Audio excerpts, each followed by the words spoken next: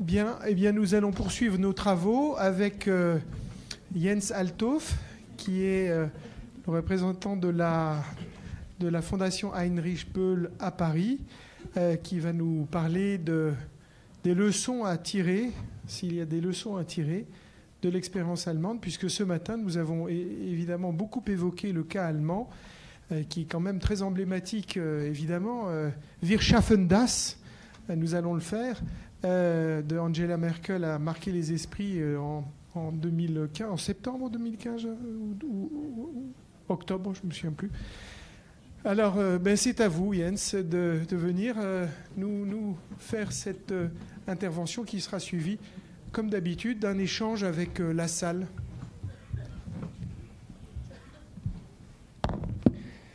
Oui, bonjour, mesdames et messieurs.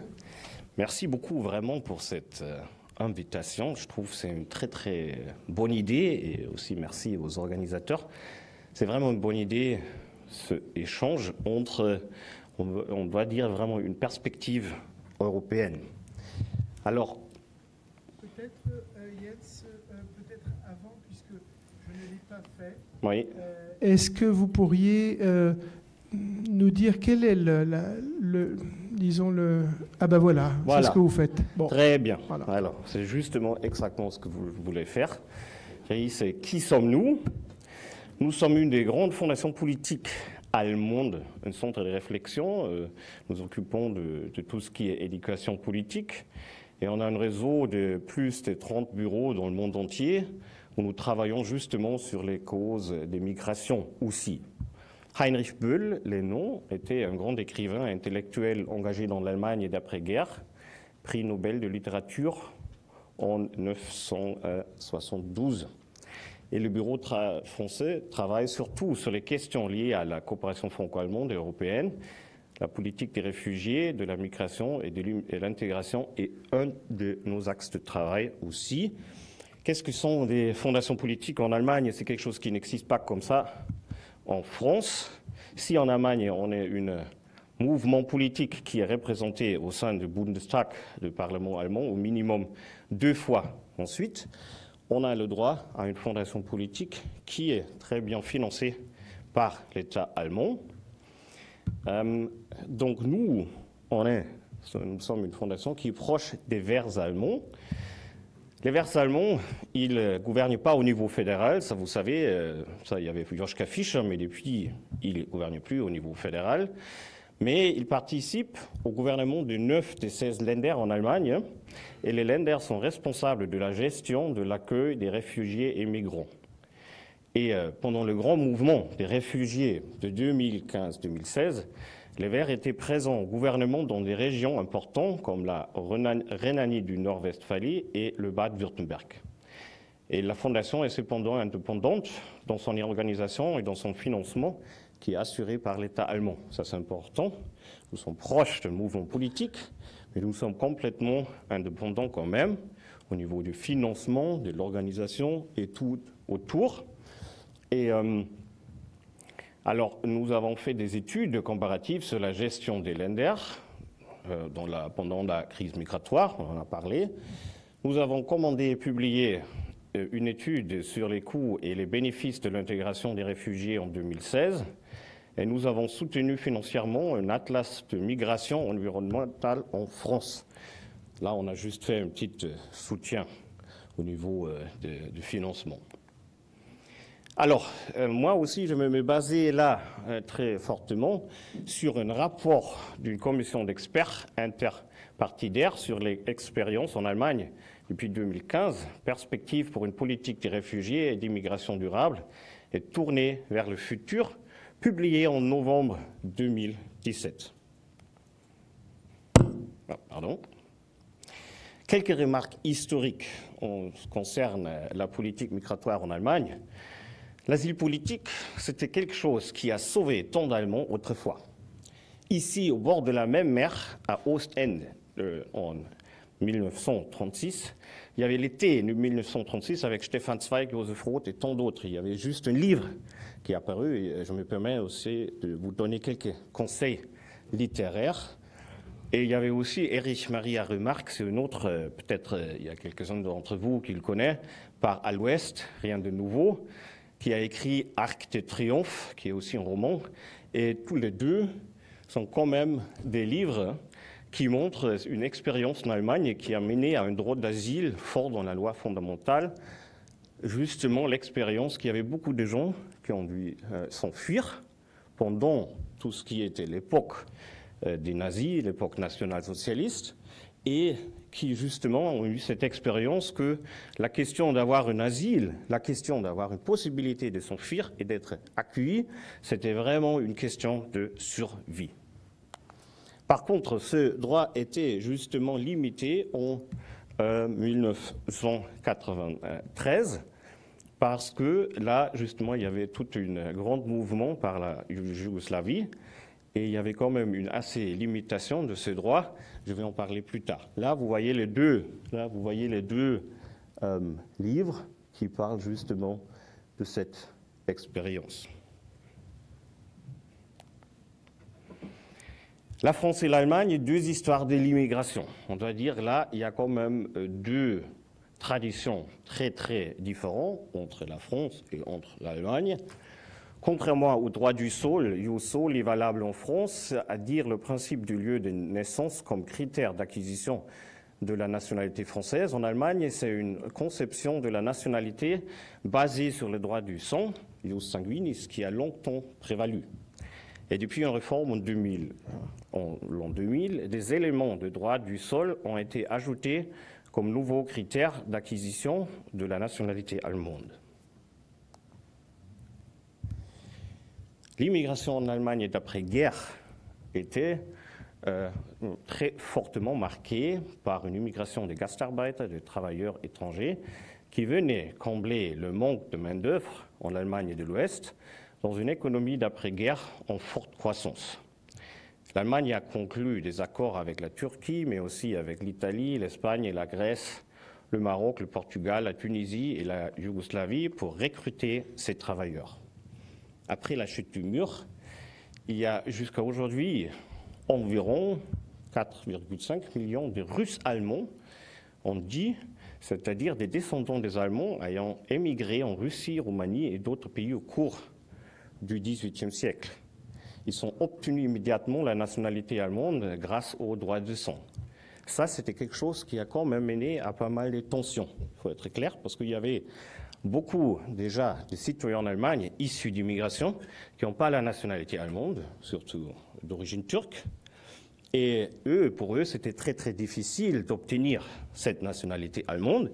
Et en même temps, il y avait des immigrés quand même de la Russie, on pourrait dire, qui souvent ne parlent pas beaucoup allemand, mais quand même tout de suite, ils ont obtenu la nationalité allemande grâce au droit de sang. L'émigration en Allemagne aujourd'hui, en 2016, il y avait en Allemagne 18,2 millions d'habitants issus de l'immigration, avec, on dit, un Migrationshintergrund en Allemagne, soit plus d'un cinquième de la population, c'est-à-dire 22,5%. 12,7 millions d'entre eux sont nés dans un autre pays et ont émigré vers l'Allemagne. 9,7 millions d'entre eux ont la nationalité allemande. Le vivre ensemble de citoyens issus des différentes cultures et pays donc une réalité quotidienne aujourd'hui en Allemagne. Bon, on a déjà un peu parlé ce matin de quand même ces années très exceptionnelles en Allemagne, c'est-à-dire les années où il y avait un très grand flux. Et il y avait beaucoup de réfugiés qui sont arrivés en Allemagne. Et 2015, vous voyez là les chiffres, je ne vais pas tous les répéter.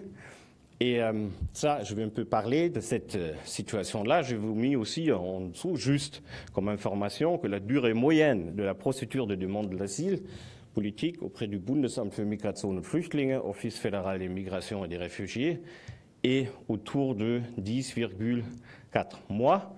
Je dis ça seulement parce que c'est difficile d'avoir vraiment des chiffres très très précis. On a déjà vu des chiffres ce matin sur la question combien ont obtenu aussi un titre de séjour, un titre où il peut rester, parce qu'il y a tout est différent, comme même titre, comme bien sûr être vraiment accepté comme réfugié avec de l'asile politique ou d'autres titres. Mais je vous dis ça aussi parce que quand même, bien sûr, là, ça a pris du temps pour avoir toutes ces procédures et aussi même s'il y a une décision, souvent, bien sûr, il y a encore après une procédure juridique parce que un réfugié qui a une décision et qui dit non, il n'est pas accepté, souvent, bien sûr, normalement, il essaie quand même de faire une procédure juridique après. Ça, c'est de ça qu'on a un peu parlé. Toi, tu l'avais mentionné, la culture de l'hospitalité en été et en automne 2015. Là, c'était la gare de l'Est à Budapest, où il y avait plein de migrants. Je crois que vous vous souvenez un peu des images qu'il y avait aussi à la télévision de toute cette question.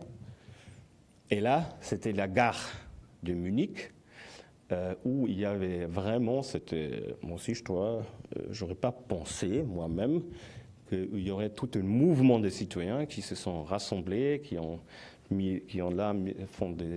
fait des sacs quand même, des sacs avec nourriture et autres, pour accueillir justement tous les réfugiés que l'Hongrie a mis dehors ou a mis en route.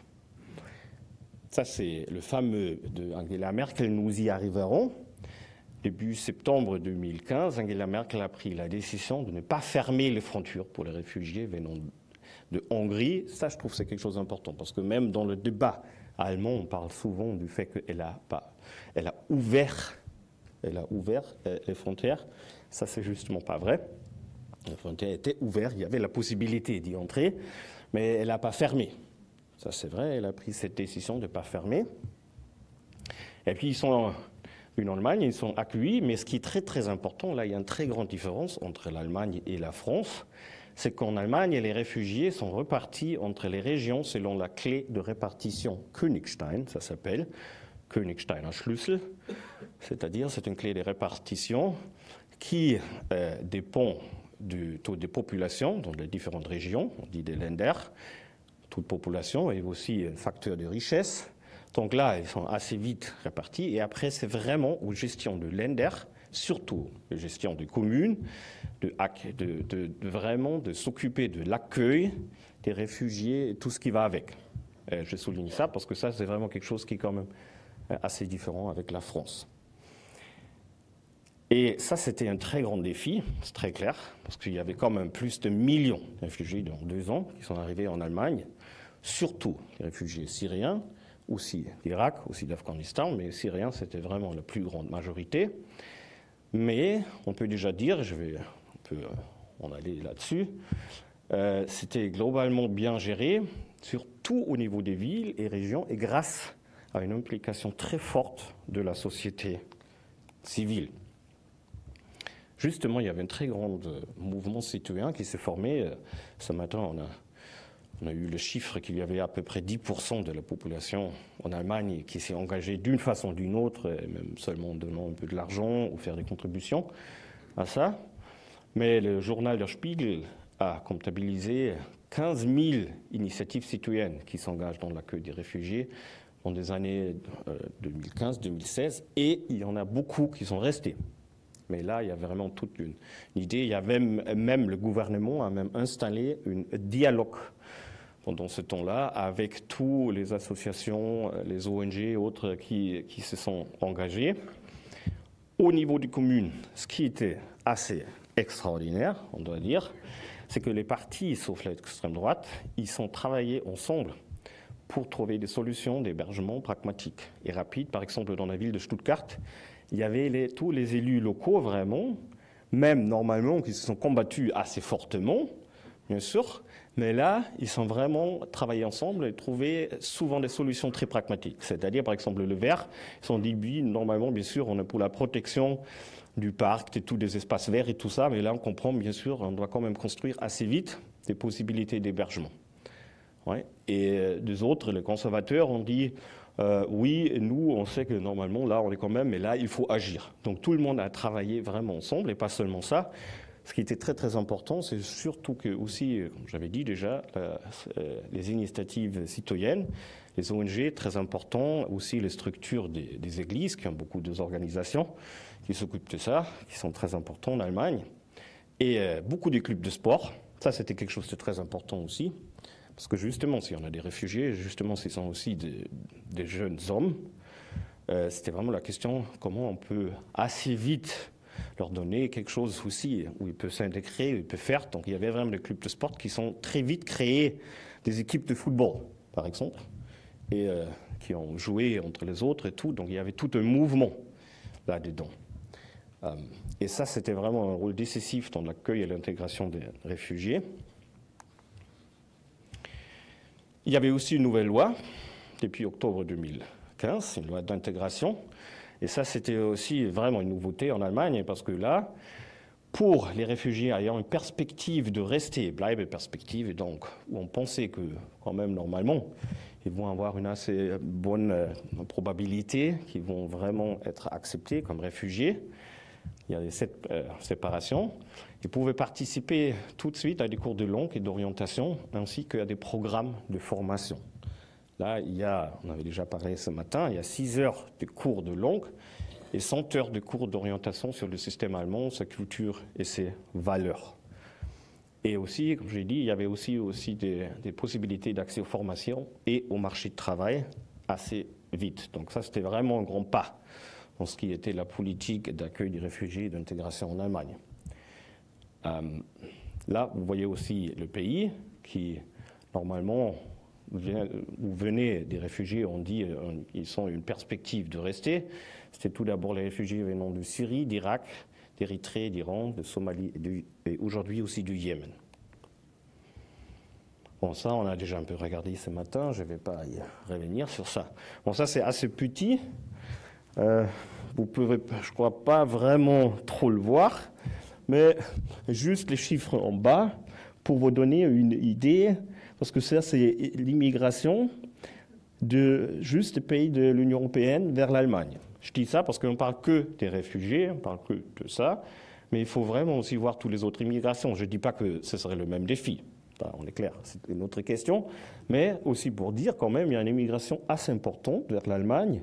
Donc ça, si vous voyez, dans l'an 2000, aussi des Français, autour de 4 000 par an, et ça c'est le solde. Le solde, c'est-à-dire, vous voyez bien sûr qui va partir et qui vient. Et le solde, c'est vraiment ça. Et vous voyez en tout, c'est vraiment 250 000 environ de l'année, et aussi les années avant, c'était plus, qui sont en train d'émigrer chaque année en Allemagne, de l'Union européenne. Juste pour être clair, il faut ça aussi voir et ajouter, parce que eux aussi, d'ailleurs, ils sont aussi, le droit est aussi des possibilités à des cours de langue et des cours d'orientation. Donc vous avez aussi comme ça quand même souvent une situation dans des cours de langue, ce qui est assez bien parce que ce n'est pas seulement les réfugiés entre eux, mais vous savez les réfugiés avec des citoyens de l'Europe qui veulent aussi apprendre assez vite la langue et on peut savoir quelque chose sur le système allemand. Là, c'est une chose qui est souvent discutée en France, c'est pour ça que je voulais quand même y revenir brièvement. C'est vrai, la situation démographique en Allemagne, elle est plutôt compliquée, beaucoup plus compliquée en France. Selon l'Agence fédérale de statistique, il faudrait aujourd'hui une immigration quand même de 470 000 personnes âgées de 22 à 66 ans par an pour garder la situation démographique d'aujourd'hui. C'est beaucoup. Je ne dis pas qu'il faut faire ça, je dis seulement, c'est seulement une calculation, une projection, une idée de ce qu'il faudrait. Parce que, vous voyez, ça c'est la situation aujourd'hui, c'est-à-dire 2014. 2014, donc vous voyez quand même, il y a quand même beaucoup plus des personnes qui travaillent encore que des personnes retraitées. Donc là, vous pouvez voir que c'est la situation d'aujourd'hui où quand même le nombre des gens qui travaillent et qui payent aussi leur retraite est beaucoup plus grand. Et ça, maintenant, vous voyez les projections, Ça, c'est 2040. Là, l'idée, c'est qu'il y a une immigration de 100 000 personnes par an et un taux de fécondité de 1,4 enfants par femme. Ce qui, aujourd'hui, c'est un peu augmenté en Allemagne. Ça, c'était 2014, 2015, 2016, on a dit 1,5. On est à 5. On est quand même très, on doit dire, au-dessous du taux de fécondité en France, qui est presque 2. Il est à 1,95, quelque chose comme ça. Donc, vous voyez ça, et aussi ça, c'est 2060. Vous voyez, il va y avoir plus de gens qui sont droits à la retraite. Il va encore avoir le même système qu'aujourd'hui, avec une retraite, tout ça, pourvu, et beaucoup moins de jeunes, s'il n'y a pas une immigration d'une telle ampleur. Ça, ce sont seulement des projections. C'est une calculation des projections. Je ne dis pas que ça va être comme ça, forcément. Alors, on pourrait dire que l'accueil des réfugiés a généralement bien fonctionné sur le terrain, en réalité, même si on doit bien sûr dire que c'est un grand défi. Il y avait bien sûr vraiment, ça a aussi coûté beaucoup d'argent, et on doit aussi dire quand même que, bien sûr, en Allemagne, la situation économique était et est beaucoup plus favorable qu'en France. Il y a des excédents budgétaires quand même, il n'y a pratiquement pas de manque d'emploi. Vraiment, le taux de chômage, il est entre 4 et 5%, donc c'est pratiquement pas de chômage. Par contre, quand même, bien sûr, la situation de l'été et de l'automne 2015 a de plus en plus changé un petit peu dans le discours public, de plus en plus, parce que aussi, ce qu'il y a, c'est aussi une logique, bien sûr, des médias. Je ne veux pas critiquer les médias, c'est une sorte de jouit dedans. S'il y a un cas ou s'il y a des cas qui ne fonctionnent pas, là, il y a tout de suite des grands reportages, et il y a tout de suite des grandes discussions, mais sur tous les milliers et centaines de milliers de cas qui fonctionnent, il n'y a pas. Donc, il y avait aussi quand même des grands événements. C'était question du Nouvel An à Cologne. Il y avait un attentat à Würzburg, à Ansbach. Il y a l'attentat à Berlin.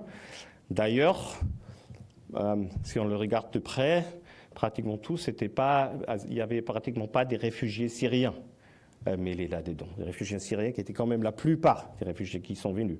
Et souvent, je ne vais pas revenir sur tous les cas, mais dans la plupart des cas, ce sont été quand même des réfugiés qui sont venus avant cette année ou cet été 2015. Juste, mais c'est quand même des débats qui ont changé, et un débat qui a surtout été utilisé par l'extrême droite, et notamment le parti Alternative pour l'Allemagne, Alternative für Deutschland, qui en Allemagne une partie qui est devenue de plus en plus d'extrême droite, qui a changé, qui était au début très très différent du Front National, surtout aussi au niveau d'économie. C'était une partie des professeurs d'économie qui voulaient surtout sortir de l'euro, que l'Allemagne est sortie du euro et revient à la Deutsche Mark. Et c'est devenu de plus en plus, avec plusieurs changements des directions, des présidences, tout ça, et même les fondateurs ont quitté le parti, devenu de plus en plus un parti, on pourrait quand même dire, d'extrême droite. Et surtout, ce qui s'est passé, un clivage s'est formé entre les deux partenaires conservateurs. En Allemagne, il y a Angela Merkel, lui, qui est d'un parti conservateur, mais elle est chef et présidente et représente le CDU. Et il y a aussi un parti conservateur. Avec ce parti, le CDU forme un groupe au Parlement, c'est le CSU, c'est le conservateur de la Bavière. Et le CSU, surtout son chef Horst Seehofer, et le CDU, ils ont eu une analyse complètement différente de la situation. Même, c'était vraiment complètement opposé. Angela Merkel, qui a essayé de faire cette politique de nous y arriverons, on va y arriver, et qui a quand même été très clair sur sa décision.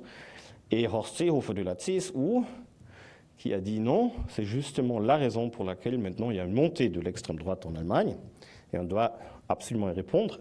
Merkel, qui s'agissait de discussions internes, où je sais de gens qui ont discuté ça avec elle, ça elle a bien sûr jamais dit publiquement, elle, mais elle avait absolument la stratégie qu'elle a dit, si une partie des conservateurs comme les CSU maintenant reprend les discours de l'extrême droite, c'est justement ça qui va augmenter l'extrême droite, il va vraiment aider l'extrême droite.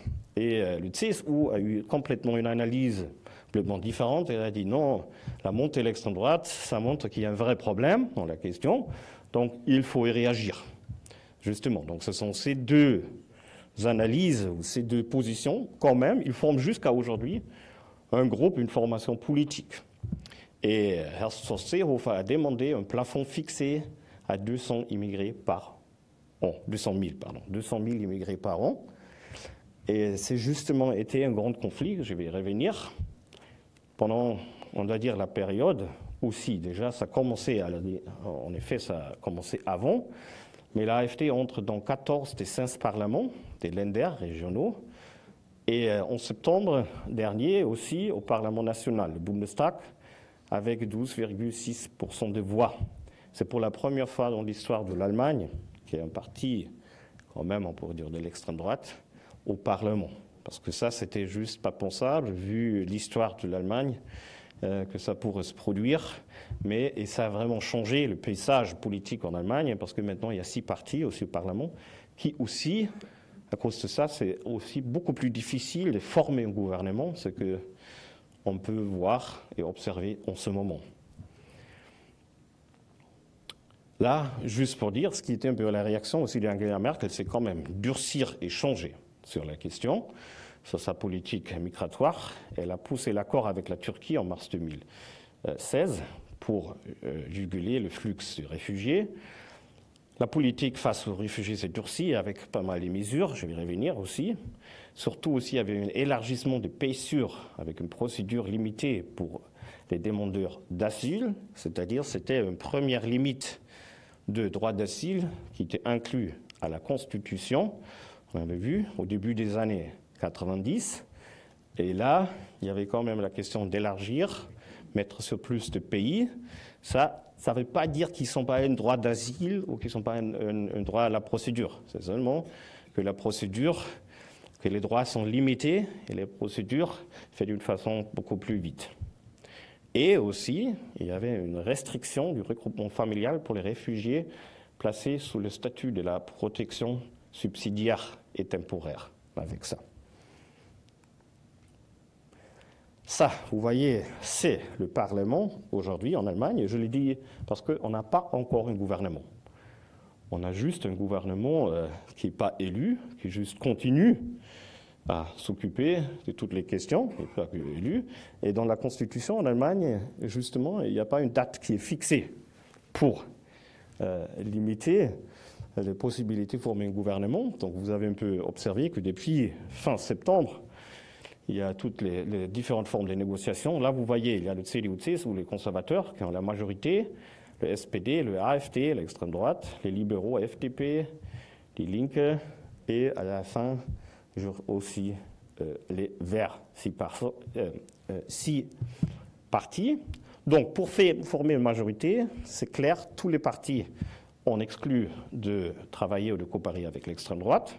Alors, qu'est-ce que vous faites dans ce cas-là? Vous n'avez pas tellement de possibilités. Il y avait après les élections, le SPD et le social-démocrate ont dit non, ils ne veulent plus continuer une grande coalition avec Merkel.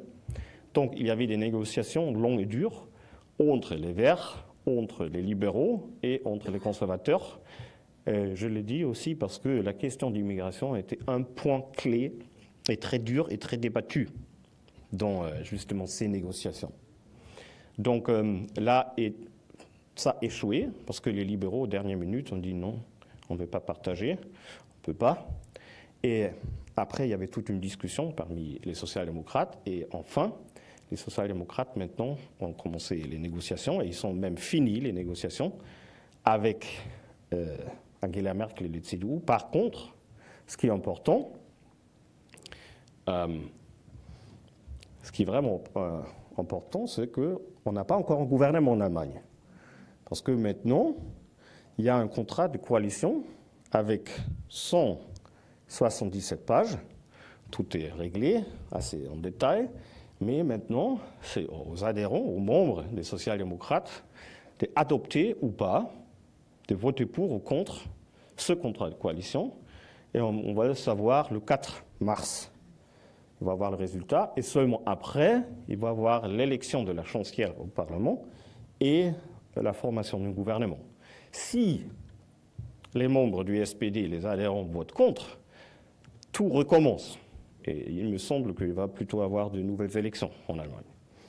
Et je dis aussi parce que justement, la question de l'immigration et de la politique migratoire était aussi une question très très dure dans les négociations, pas entre Merkel et le SPD, surtout entre le CSU, donc la filière bavaroise des conservateurs, et le SPD. Donc ça, c'était très dur. Et justement, ça peut aussi être une des raisons pour laquelle une majorité, une des raisons, il y a aussi d'autres, une des raisons pour laquelle une majorité des adhérents, des membres du SPD pourrait rejeter un tel contrat de coalition. Qu'est-ce qu'il y a là-dedans dans ce contrat de coalition? Alors, il y a un compromis compliqué. Bon, je vais juste citer quelques éléments. Une idée qui est venue justement du CSU, c'est de piloter et limiter les mouvements migratoires vers l'Allemagne et l'Europe en cohérence avec la capacité d'intégration de la société afin qu'une situation comme 2015 ne se répète pas. Mais aussi, bon, ça c'est aussi un peu rhétorique politique, mais nous voulons combattre les causes des migrations, pas les réfugiés. Et ce qui était aussi dans la presse en France, il y a un plafond qui est fixé de 180 000 à 220 000 d'immigrés par an. Nous constatons que, vu les développements des dernières années, le nombre moyen de migrations ne devait pas dépasser ce nombre par an. C'est-à-dire, ça c'est un compromis politique, c'est important. Compromis politique où il y a un nombre de dons, mais avant, c'est fixé très clairement que le droit d'asile n'est pas touché, la Convention de Genève n'est pas touchée. Ça, c'est quelque chose de symbolique pour de les deux côtés. Le CSU peut dire il y a un nombre, un chiffre dedans, et le SPD peut dire oui, on a fixé un nombre, mais si il y a une situation où ce nombre va être dépassé, ça ne change rien. Donc on va quand même les accueillir. Donc c'est vraiment un compromis. Par contre, il y a quand même pour la première fois maintenant comme ça dans un contrat de coalition un tel nombre. Et s'il va y avoir une situation comme 2015 ou 2016, ça va être politiquement difficile, bien sûr, parce que dans ce cas-là, il va y avoir les deux interprétations différentes de ce compromis au sein du gouvernement.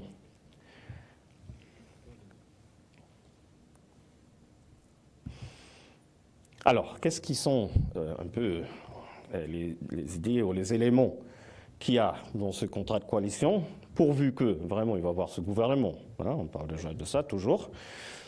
L'idée, ce qui est là-dedans, c'est l'adoption d'une loi d'immigration. Elle doit encadrer l'immigration légale avec des critères précis comme la qualification, le niveau de langue, etc. Un peu comme par exemple au Canada ou d'autres pays, qui a une immigration qui soit adaptée aux besoins du marché de travail en Allemagne. Ce serait une vraie nouveauté en Allemagne. L'idée d'une immigration légale et régulée, c'était au centre du débat public, mais n'était jusqu'à maintenant pas réalisable. Aussi, ils sont pour un système d'asile commun en Europe, ils disent, mais là, on a déjà parlé, on va en parler, que ça c'est quelque chose de pas facile, mais quand même, il y a dedans l'idée que ça devrait faire. Et il y a aussi le regroupement familial. Il y a aussi un compromis qui dit ça va, on reste sur le regroupement familial, l'Allemagne va rester sur le regroupement familial, mais maintenant, il y a quand même un compromis d'accueillir dans un regroupement familial 1000 personnes par mois, plus certains cas exceptionnels, à partir du 1er août. C'était un compromis très difficile à atteindre, qui est aussi un peu interprété par mois, 10 personnes par mois, 1000 personnes par mois, pardon, 1000 personnes par mois, c'est-à-dire 12 000 personnes par an, et des cas exceptionnels.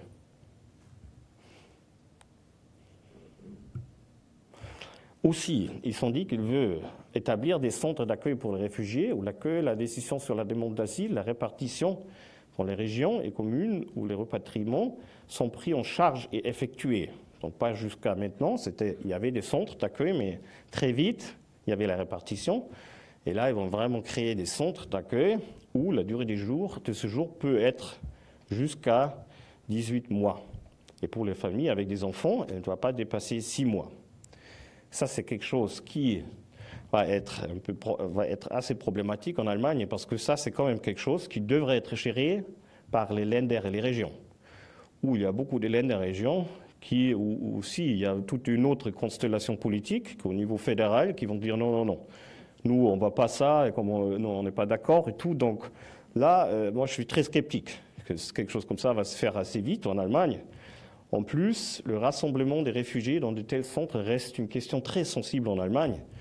Vu l'héritage historique des camps de concentration et les attaques nombreuses et souvent dangereuses contre les centres d'accueil des réfugiés au début des années 90 et jusqu'à nos jours, ça existe encore. On doit aussi dire qu'il y avait pas mal de cas avant l'été 2015. Il y a aussi quand même des analyses qui disent que c'était une des raisons aussi pour le gouvernement, vu l'image de l'Allemagne à l'extérieur, avec quand même, par exemple, des centres d'accueil mis en feu et autres, de justement réagir et vraiment essayer de faire autrement. Donc ça, on doit dire que là aussi, il y a encore un problème sur ça. Alors, quelles leçons tirer comme conclusion? Globalement, les régions et les villes ont bien géré l'accueil des réfugiés. Il y avait bien sûr des problèmes, tout, mais il n'y avait pas, je veux clairement dire, il n'y avait pas des centaines de milliers de réfugiés sur des rues ou des jungles ou autre chose, ça, il n'y avait pas. Mais il y avait aussi certaines villes ont mieux géré, d'autres villes ont pas si bien géré, mais globalement, c'était bien géré. Et c'est l'approche aussi fortement décentralisée a bien fonctionné en Allemagne. L'accueil d'un très grand nombre de friches peut fonctionner, et bien sûr aussi, on doit dire aussi que la situation budgétaire, la situation économique aussi était une très bonne, mais aussi surtout s'il y a une très forte coopération entre les organisations de l'État, les collectivités locales et les acteurs de la société civile, les initiatives, les associations, les ONG, aussi les églises là, dedans en Allemagne. Ce qui est important aussi, les expériences et les exemples montrent qu'une approche d'accueil et d'intégration fonctionne et porte ses fruits mieux qu'une approche d'exclusion et de séparation, on doit dire. Et l'apprentissage de la langue et un cours d'orientation sur la culture et les valeurs du pays d'accueil sont des clés importantes pour l'intégration ou pour la formation dans le cas d'un retour au pays d'origine. Ça, on a aussi vu dans notre rapport, dans notre étude qu'on a fait, que si on essaie très vite de vraiment donner des cours de langue, de faire une inclusion avec aussi club de sport, avec des possibilités de formation, accès au marché de travail, si on fait ça, même s'il y a une décision qu'un réfugié doit retourner, c'est un élément très important de développement parce qu'il porte toutes ses qualifications dans son pays d'origine. Et donc c'est vraiment un investissement qui porte vraiment des fruits. Ça, on a aussi parlé ce matin avec les études du OCDE. L'accès au marché de travail et la formation contribuent à une intégration pour les deux côtés et peuvent aussi être un instrument pour le développement du pays d'origine, je l'ai dit. Et il y a aussi un problème aujourd'hui, ce qui est un problème dans, je dirais, beaucoup de pays en Europe, c'est la séparation entre les réfugiés avec une perspective de rester et les autres, surtout les migrants économiques. Ça, ce n'est pas toujours facile, bien sûr, dans la réalité quotidienne. Et vu l'émergence des réfugiés climatiques, si vous voyez quelque chose comme des études dans l'Atlas de migration, cette différenciation serait de plus en plus complexe, juste pour dire. Mais jusqu'à aujourd'hui, il y a quand même cette très clairement forme de séparer ces types de réfugiés ou de migration. Une situation comme celle de l'Allemagne en 2016 et 2017 est néanmoins favorable pour les discours et le framing, c'est-à-dire la façon de perception, comment on peut influencer la façon de perception dans le débat public anti-immigration de l'extrême droite, avec des conséquences fortes pour le paysage politique allemand, en fait. La question de l'immigration est devenue un clivage important dans le paysage politique allemand. C'était aussi un clivage toujours, mais plutôt un clivage gauche-droite entre la gauche et la droite, c'est devenu aussi un clivage au sein de la gauche. Par exemple, le parti de gauche Die Linke, c'est un mouvement un peu comme Mélenchon en France. Eux, il y avait une grande discussion sur le positionnement, sur la question migratoire, ainsi que chez les conservateurs, il y a ce comme clivage. Donc c'est quand même une sorte de nouveau clivage pour le paysage politique actuel en Allemagne, et un clivage qui divise aussi les partis qui vont probablement former le nouveau gouvernement. Mais il y a une chose que je trouve très importante, parce qu'on n'en a pas beaucoup parlé aussi ce matin. Si des réfugiés et avoir un tel nombre de réfugiés, ça ne tombe pas du ciel. Et ce n'est pas seulement juste un résultat aussi d'une situation démographique, ça peut devenir.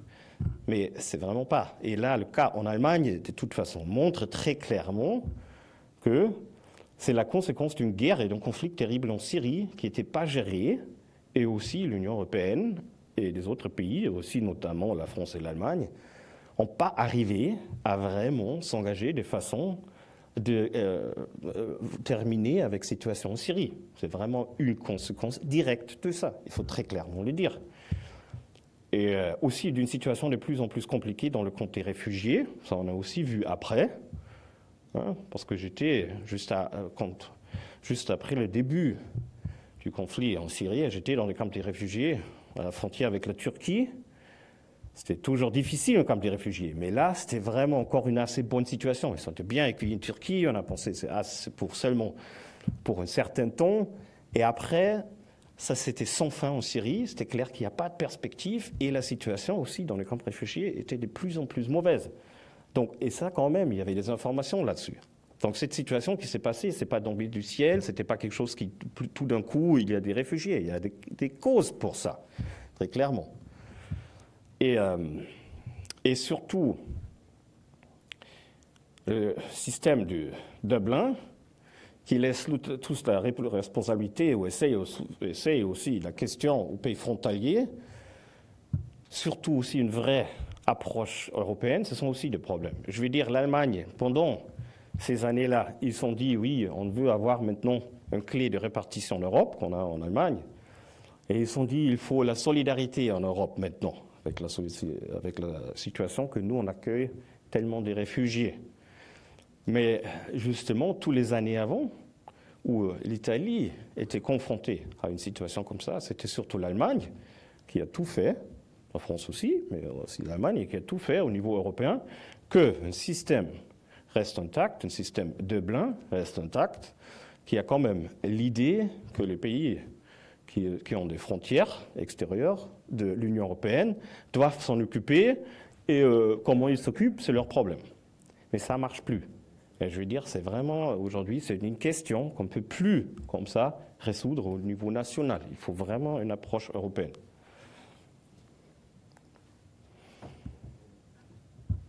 Aussi, cette idée, parfois aussi avec un accord avec la Turquie et d'autres, externaliser ou déplacer la question peut permettre de changer la situation à court terme, mais pas à long terme. Il revient en premier lieu au couple franco-allemand maintenant, il me semble, de s'engager pour une approche européenne vraiment de la question. C'est un grand défi. Déjà, trouver un compromis en Allemagne, c'est compliqué. Je crois aussi, vous êtes bien en train de suivre et vraiment de voir toutes les discussions, tous les débats qu'il y a en France maintenant autour de lois. Donc déjà, dans les pays, c'est assez compliqué. Quand même, moi, je ne vois pas vraiment une autre approche que vraiment d'essayer une approche européenne. Et là, ce serait surtout au couple franco-allemand d'utiliser la situation en ce moment qu'il y a quand même un gouvernement très ouvert pour l'Allemagne, et aussi en Allemagne, maintenant un gouvernement qui fait quand même des grands changements au niveau de politique d'austérité et autres, ou qui veut faire, c'est dans le contrat de coalition, vraiment des pas aussi en direction de la France. Donc je crois aussi que dans cette question-là, il y a vraiment là une possibilité par de petits pas, mais quand même d'avancer.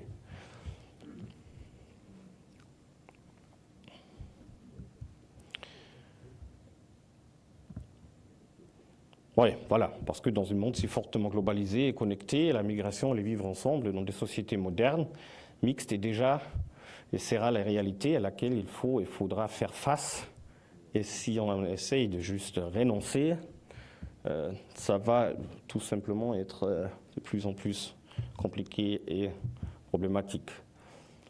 La question clé est celle de la politique active d'intégration et d'inclusion contre les tendances à l'exclusion et à la séparation. Aussi, ça aussi c'est quand même une leçon de l'exemple en Allemagne. Heinrich Böll, le grand intellectuel et écrivain en Allemagne qui a donné le nom à notre fondation, il a dit, et c'était au début des années 80, il a dit « Je pense que notre siècle, s'il devait recevoir un nom, serait nommé le siècle des réfugiés. » Il a parlé parce que lui, il a vécu la guerre. Il était même comme soldat en France. Donc ça, c'est la question, est-ce que ça pourrait être même une prédiction pour notre siècle? Et aussi pour finir, avec une petite approche littéraire qui est intéressée, c'est l'immigration en Allemagne. Ça, c'est une approche, c'est une jeune femme, une jeune écrivaine qui est d'origine russe juive, qui vient d'Azerbaïdjan et qui a quand même écrit un livre qui a eu aussi beaucoup de succès en Allemagne. Et les Russes aiment les boulots. Ça, c'est vraiment une approche littéraire un peu sur la question. Et maintenant, vraiment, merci beaucoup pour votre attention.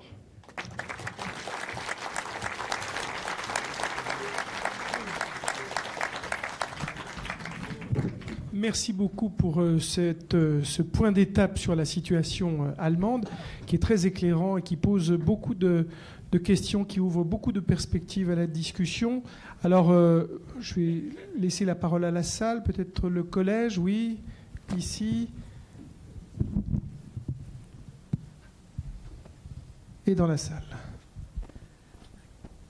Vous mentionnez comme pas mal en fait des intervenants depuis ce matin le fait que le système de Dublin ne fonctionne pas ou pas bien. J'aimerais savoir si vous avez des idées d'autres systèmes qui pourraient fonctionner. Alors, soit est-ce que vous avez des idées ou est-ce qu'il y a d'autres systèmes qui sont déjà en discussion aujourd'hui entre les pays?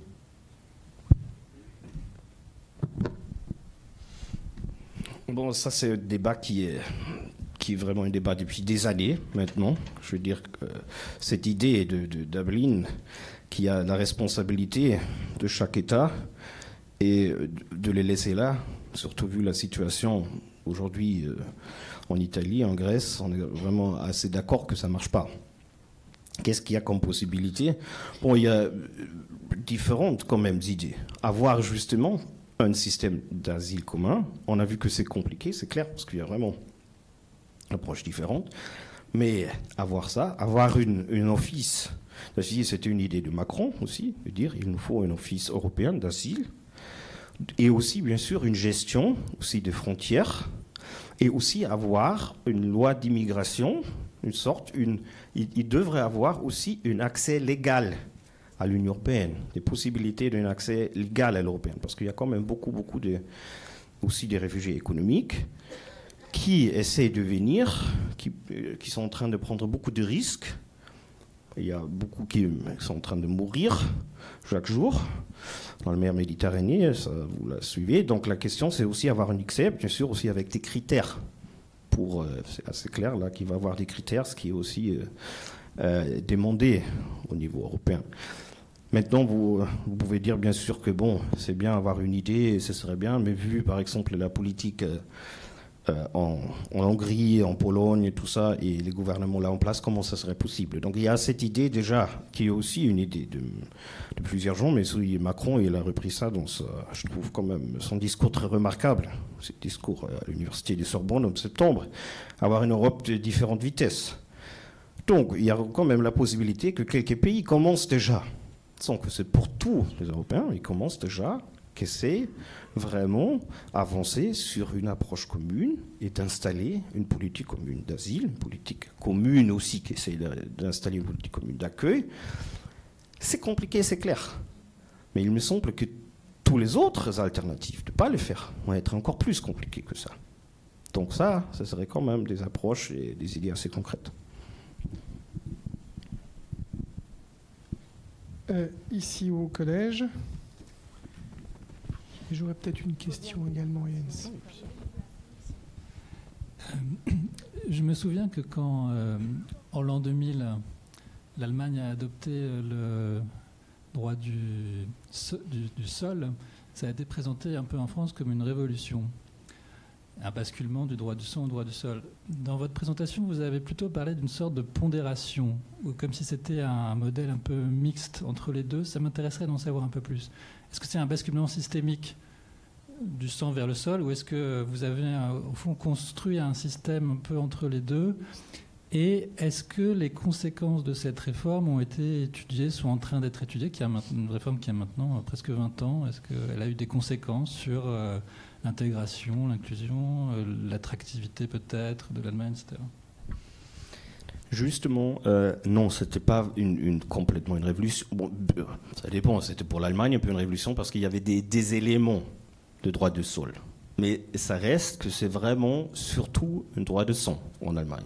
Il y a quelques éléments qui sont, par exemple, que vraiment, si il y a des enfants qui sont nés en Allemagne, qui vont grandir en Allemagne, donc il y a tout un tas de conditions dans ce cas-là, ils vont obtenir la nationalité allemande. Par contre, là, il y a une grande discussion sur la question de la double nationalité. Par exemple, donc il y a pas mal des enfants, ce qui leur pose pas mal de problèmes, surtout d'issus d'immigration turque, qui doivent se décider, dans un certain âge, à 21 ans, ils doivent se décider quelle des deux nationalités ils veulent prendre. Ils sont les deux, ils ont le droit aux deux, parce qu'ils sont nés en Allemagne. Je connais aussi un cas, par exemple, des amis que j'ai, ce sont d'immigrés russes, juifs russes. Ils sont les doubles nationalités, là, parce qu'il y a ces éléments-là, maintenant, mais il faut justement complètement se décider dans un certain âge. Ce qui veut quand même dire, par exemple, que qui sont issus d'immigration russe, ils ne peuvent plus aller sans un visa pour voir les grands-parents en Russie, dans ce cas-là. Et quand même, c'est un peu une discussion souvent, parce que la double nationalité, bien sûr, il y a beaucoup de pays où ça ne pose pas de problème. En Allemagne, il y a certains pays où il y a toujours une grande discussion, ça pose problème. Donc, pour dire ça, non, ça reste surtout un droit de sang, mais il y a quelques éléments aujourd'hui, aussi du droit du sol, dans certaines conditions. Si ces conditions sont réunies, on a aussi la possibilité d'obtenir la nationalité. Le temps passe et je suis obligé de remercier Jens Althoff pour cette merveilleuse conférence. On aura l'occasion de revenir au cours de ce week-end sur le cas allemand, mais je vais passer au cas français avec Didier Lesky, qui va faire le point sur les migrants en France, l'état des lieux. Didier Lesky est le directeur général de l'Office français d'immigration et de l'intégration, après avoir été préfet quelques années du 93, du 9-3. Merci d'abord. Il vient de publier aux éditions du Seuil. Non, au CERF. Au CERF, voilà. Un livre sur l'islam. Oui. Misère de l'islam de France. Misère de l'islam de France. Voilà, après un excellent petit livre avec Régis Debray. Voilà, sur la laïcité. Sur la laïcité. Voilà. Guide pratique. Voilà, j'ai folio. 7,10 € pour ceux qui... Voilà. Merci d'abord à Philippe Augier pour cette belle initiative de débat et je dirais même d'éducation, puisqu'on y apprend vraiment plein de choses sur la démographie et je trouve depuis ce matin que c'est absolument passionnant. Je vais essayer de vous parler un peu de la France, parce que en France, le débat public est actuellement polarisé un peu sur les questions migratoires. On va avoir le projet de loi bientôt sur les réfugiés, le rapport d'Aurélien Taché sur l'intégration au sens large, puisque la mission qui lui a été confiée ne concerne pas simplement les migrants. On a vu ce matin à quel point la catégorie indéfinie de migrants brouillait un peu le débat et n'aidant rien à la compréhension en particulier de la situation française au regard de ce que sont les migrations qui la touchent.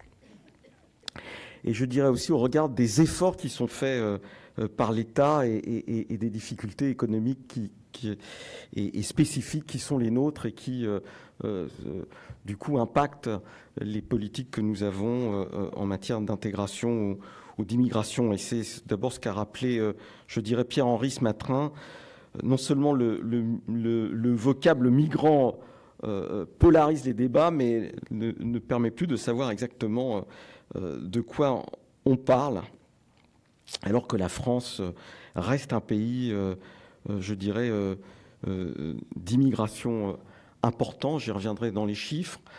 Et pour conclure sur cette catégorie de migrants, on a tendance à ne parler de toutes ces questions qu'à partir du prisme de Calais. J'y reviendrai, mais surtout mes collègues qui doivent en parler tout à l'heure et qui ont géré la question, et on n'arrive plus à bien discerner ce qui est fait et ce qui n'est pas fait. Voilà. Donc je disais que cette polarisation fait oublier que la France demeure depuis bien longtemps un pays d'immigration important. C'est une particularité quand on regarde l'ensemble des 27 pays qui composent l'Union, avec quelques pays. On a cette particularité depuis des années d'avoir un flux d'immigration légale important. En 2017, 262 000 nouveaux titres. On était en moyenne depuis le début des années 2000 à 220 000 premiers titres de séjour délivrés à des personnes. 262 000, c'est une augmentation importante, plus de 14% d'une année sur l'autre. Et parmi ces migrants qui arrivent, justement, ces personnes qui ont un droit légal à venir en France, on a une attraction très importante au niveau des étudiants, en particulier venant de Chine. Notre pays, contrairement à ce qu'on entend souvent, attire, et attire aussi en particulier des étudiants qui viennent dans un pays où l'enseignement supérieur est à la fois de qualité et gratuit, contrairement à d'autres pays. On a parlé ce matin déjà de la délivrance des titres de séjour pour raisons humanitaires, plus de 40 000, 43 000 en 2017. C'est une progression de plus de 35% d'une année sur l'autre. On pourrait y rajouter quand même, parce que même si la situation économique n'est pas comparable à ce qu'on connaît en Allemagne, une augmentation des titres de séjour au titre de la migration économique. Plus de 27 000 titres en 2017, c'est-à-dire qu'on a tendance à dire qu'il n'y a plus de migration économique en France, mais ce n'est pas tout à fait exact. Il y a encore une migration économique importante, même saisonnière, dans certaines régions de France, dans le cadre des accords de gestion des flux migratoires, des efforts qui sont faits par la France pour aider certains pays, par exemple la Tunisie, avec des objectifs qui sont très ambitieux, de 9 000 par an, mais on est autour de 3 000. Du Maroc, plus de 3 000 migrants économiques, salariés, viennent en France pour travailler dans le cadre des accords de gestion de flux migratoires qu'on a avec ces pays. Qui vient en France dans le cadre de cette migration légale, et c'est, je crois, aussi important de le rappeler, ce sont d'abord des personnes venant du Maghreb. Plus de 71 000 titres nouveaux en 2017 proviennent des pays comme l'Algérie et le Maroc. Je crois qu'il faut le rappeler, et ça fait partie de cette migration légale liée en particulier au regroupement familial. Après, on a en 4e position les Tunisiens, et puis au milieu, et c'est une donnée qu'il faut avoir en tête, viennent les Chinois, qui, au fil des ans, se sont installés progressivement dans le pays, et aujourd'hui, on a une migration familiale qui devient de plus en plus importante. Mais bien évidemment, c'est d'abord notre passé colonial qui explique la physionomie d'une immigration composée de 6 millions de personnes. On en a parlé encore ce matin, et donc qui ont un lien étroit avec notre passé historique, les liens plus ou moins importants qu'on a avec ces pays. Alors, le premier constat, pour faire peut-être avancer le débat, de cette arrivée de migration légale, c'est que, et Jean-Christophe Dumont l'a un peu dit, elle se concentre dans des zones particulières, c'est-à-dire qu'il n'y a pas une dispersion dans l'ensemble du territoire qui serait égale, et d'abord la première région qui est concernée par cette immigration légale, c'est l'Île-de-France. C'est la région où la proportion d'immigrés est 2 fois plus élevée que dans le reste de la France métropolitaine. C'est cette région qui accueille le plus d'immigrés. 19% de la population en Île-de-France est issue de l'immigration. Devant la Provence-Alpes-Côte d'Azur, 10%. L'Auvergne-Rhône-Alpes, 9%. 4 immigrés sur 10 vivent en Île-de-France. Et on voit bien quand je prends ces régions, que les régions, par exemple, les plus dynamiques sur le plan économique après l'Île-de-France ne sont pas celles qui sont le plus impactées par le phénomène migratoire. Je pense à l'Alsace ou à la région Bretagne en particulier. Depuis le début des années 80, deuxième constat important, la physionomie globale de cette immigration a changé. Et on le voit à la fois en Île-de-France, mais dans toute la France, avec un changement particulièrement parlant. Au début des années 80, un immigré sur deux venait d'Europe. Aujourd'hui, un immigré sur deux vient d'Afrique.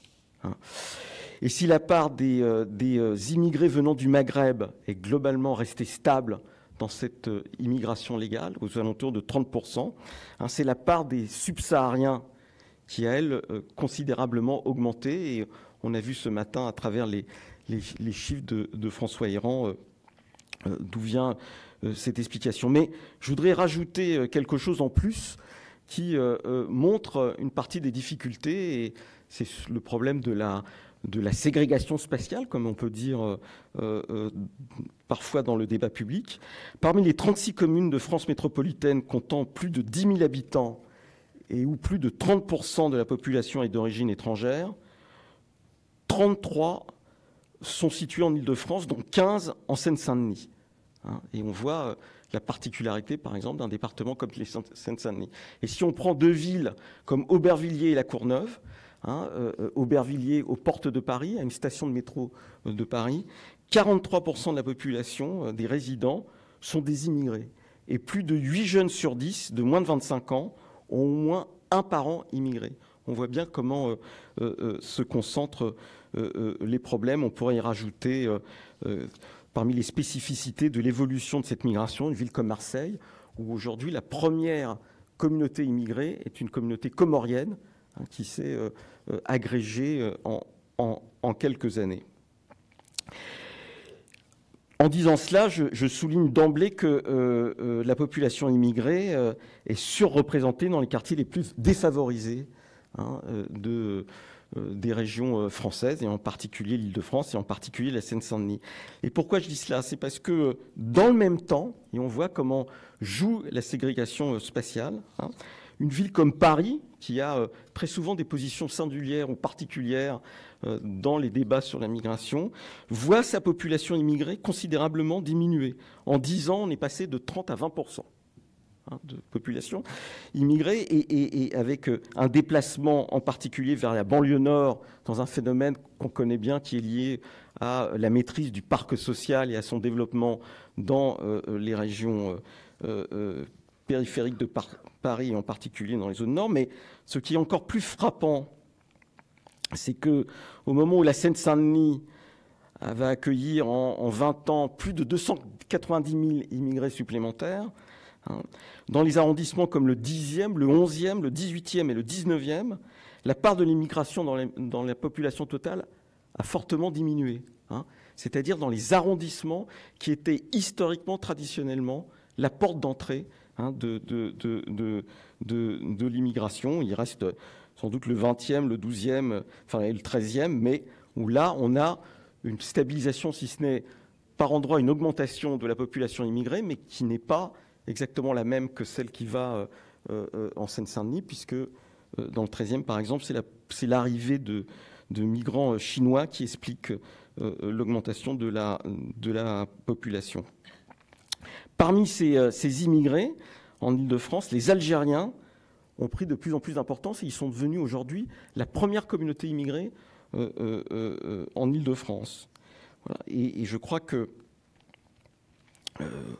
on ne peut effectivement pas lier la question des migrations simplement au problème de natalité, mais bien aussi, et comme l'a rappelé notre ami allemand, aux situations internes des pays.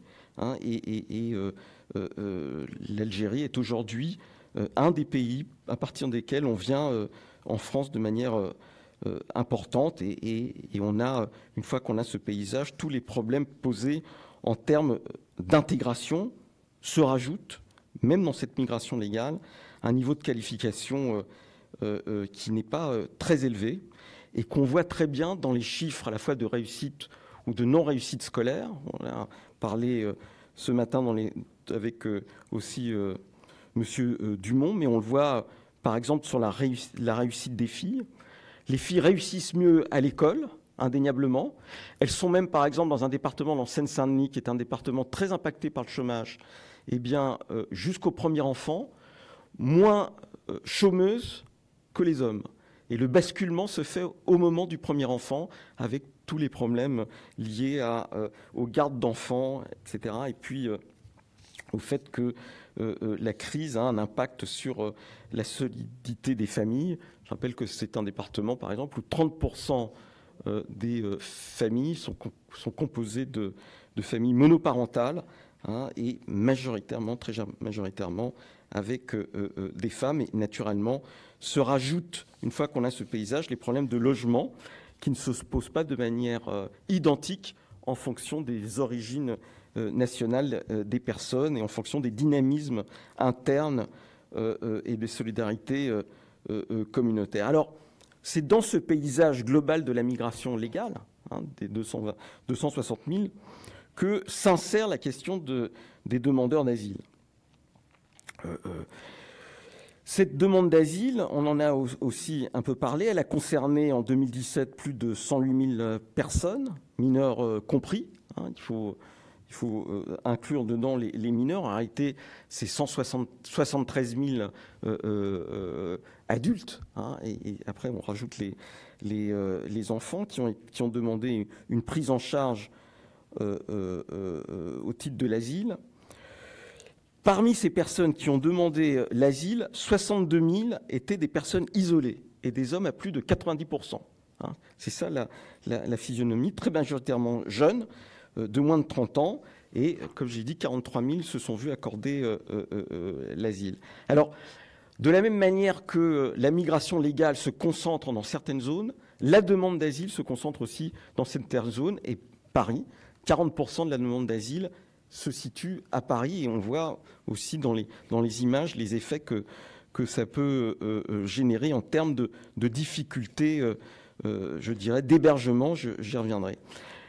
L'autre difficulté que nous avons, c'est, je l'ai déjà dit, le fait qu'il y a un plus grand pourcentage de personnes analphabètes, non lecteurs et non scripteurs. D'où le problème, bien sûr, de l'apprentissage du français. Le français, c'est vrai, n'était pas une priorité pendant très longtemps dans l'accueil et l'intégration des migrants, même des travailleurs. On arrivait à faire travailler les personnes indépendamment du fait qu'ils sachent ou pas le français. Le patronat s'en satisfaisait très aisément. La question du français est devenue d'autant plus prégnante que l'intégration traditionnelle par le travail ne se fait pas, ou ne se fait plus avec le même type d'emploi, c'est-à-dire qu'on a perdu une grande partie des emplois de basse qualification, et donc on est obligé de faire un effort particulier sur l'apprentissage du français. C'est une des mesures qui vont être préconisées déjà par le président de la République au début de l'été, de passer de 200 à 400 heures en apprentissage du français, mais aussi par le rapport d'Aurélien Taché, qui va aussi proposer, dans la continuité du président de la République, de passer de 400 ou 600 heures d'apprentissage du français. Bien évidemment, il faut aussi mettre en rapport cette demande de ce bas niveau de qualification et cette demande d'apprentissage du français à qui demande l'asile en France. Et là encore, on a une spécificité qui explique des difficultés particulières et qui sont, de ce point de vue, pas comparables à la situation allemande. Pierre-Henri en a un peu parlé ce matin quand il montrait qu'en Europe, eh bien, ce sont d'abord des Syriens qui sont arrivés, on l'a vu tout à l'heure en Allemagne. En France, la demande d'asile, elle est d'abord africaine. Elle concerne 4 pays d'Afrique en particulier, la Guinée, la Côte d'Ivoire, le Congo et le Soudan. C'est comme ça que ça se pose. Et puis, après la demande africaine, la deuxième demande d'asile importante en France, c'est une demande d'asile européenne. albanaise en particulier, mais russes et d'autres pays d'Europe. Les Syriens n'arrivent en 2017 que à la 6e place dans la demande d'asile. Les Irakiens, par exemple, ne sont qu'à la 15e place de la demande d'asile en France. Et au début de l'année 2018, les premiers chiffres que nous avons montrent cette tendance particulière, puisque par ordre de demande depuis le début de l'année, arrivent d'abord les Afghans, les Guinéens, les Albanais, les Ivoiriens, les Géorgiens, et puis une demande algérienne qui arrive en 6e position. Et là, on est très clairement dans la volonté d'utiliser l'asile, la demande d'asile, pour rentrer en France, dès lors qu'on ne peut pas le faire de manière légale, autre en particulier par le regroupement familial. La Géorgie, c'est un cas intéressant qui est à mettre en rapport avec l'Albanie. C'est le pur produit de la politique d'ouverture européenne vers d'autres pays pour entamer un processus de discussion à terme vers l'adhésion à l'Union. Et donc, on vient en France à partir de l'Albanie ou de la Géorgie avec sans visa, c'est-à-dire avec des avions low cost, et on a immédiatement cette demande qui se matérialise par la progression de ces personnes. Les Albanais qui sont insoucis du ministre de l'Intérieur, puisqu'on en a beaucoup dans la région Rhône-Alpes, dans le Rhône, à Lyon en particulier. Ils constituent 20% des personnes hébergées dans le dispositif national d'accueil, qui compte 84 000 places. On a, et pour des raisons légitimes, puisqu'ils arrivent, contrairement aux autres, en famille, c'est-à-dire les hommes seuls dont je parlais, et donc en famille avec des enfants, ils font partie des publics vulnérables qui sont donc pris en charge en priorité par le dispositif national d'accueil et par l'OFII. Ça, c'est la première difficulté, c'est-à-dire ce rapport très spécifique, cette physionomie de la demande d'asile, qu'on doit mettre en rapport avec le niveau de qualification et les difficultés d'intégration qui peuvent s'accentuer. On voit en particulier les difficultés que nous avons avec les jeunes issus de l'immigration subsaharienne, difficultés scolaires, difficultés de formation et après parcours d'intégration qui devient de plus en plus difficile. Et de ce point de vue-là, on ne peut pas raisonner simplement en disant la politique globale de la France n'est pas bonne en matière d'intégration. Il faut regarder, nationalité par nationalité. Je reprends l'exemple de la Seine-Saint-Denis. Les enfants de l'immigration asiatique n'ont pas les mêmes problèmes d'intégration que les enfants de l'immigration subsaharienne ou maghrébine, alors que c'est exactement le même système scolaire. Mais ce n'est pas le même rapport culturel aux études et je dirais, dans le fonctionnement global familial. L'autre difficulté française, c'est le fait qu'on a actuellement une arrivée à peu près 20 000 personnes dites Dublin, qui sont dans le dispositif national d'accueil, pris en charge dans ce dispositif national d'accueil, avec dans ces Dublins différentes catégories. Et en particulier, une catégorie qui est pour nous extrêmement difficile à prendre en charge et à orienter positivement dans une démarche de demande d'asile, pour des raisons à la fois juridiques, liées aux accords de Dublin, mais aussi pour des raisons liées à ce que ça veut dire pour ces personnes, ce sont les déboutés des autres pays européens. Et on l'a vu ce matin à partir des taux de protection. Nous avons une arrivée massive de personnes qui ont été déboutées en Norvège, en Suède, en Allemagne, qui arrivent en France, en particulier des Afghans, et qui vivent la France à la fois comme un second choix possible, un pays de rebond, mais un second choix à contre-cœur. D'où la difficulté, je dirais, de prise en charge et des publics qui sont de plus en plus durs dans leur rapport aux institutions et qui sont composés aussi de personnes dont le niveau de qualification est extrêmement bas. Et c'est une des choses qui est un souci dans le débat public. Et il y avait tout à l'heure une question sur les accords de Dublin. La difficulté des accords de Dublin, c'est que l'Afghan débouté en Allemagne, au bout de 6 mois, s'il n'a pas été renvoyé en Allemagne, il peut déposer une demande d'asile en France. Et une fois qu'il a déposé une demande d'asile en France, il sait, d'une certaine manière, qu'il a à peu près le double de possibilités d'obtenir l'asile en France qu'il n'en a eu en Allemagne. Mais la France ne peut pas le renvoyer directement en Afghanistan, ce qui fait partie des difficultés. Une partie de ce public d'Afghans déboutés, aujourd'hui, demande un retour volontaire. Ça fait partie des nationalités qui acceptent le plus facilement le retour volontaire vers l'Afghanistan, puisque c'est un des mécanismes que l'État a mis en place pour essayer de résoudre le problème des dublinés afghans, en faisant sauter ce qui ne se faisait pas il y a encore 2 ans, le dublinage. On aide au retour volontaire les personnes, indépendamment du fait qu'elles aient été déboutées ou pas dans un autre pays européen. L'arrivée de ces réfugiés, en particulier Dublin, a naturellement fait sauter le rapport de confiance entre les États. Et la difficulté que nous avons, c'est bien sûr le fait qu'il n'y a pas de collaboration européenne autour de cette question et qu'on a du mal à voir comment il y aura la naissance d'une approche unifiée des 27 pays avec la Hongrie, l'Autriche, la Roumanie autour de ces questions. Donc on est dans une sorte, je dirais, d'impasse qui est difficile dont on voit difficilement la sortie.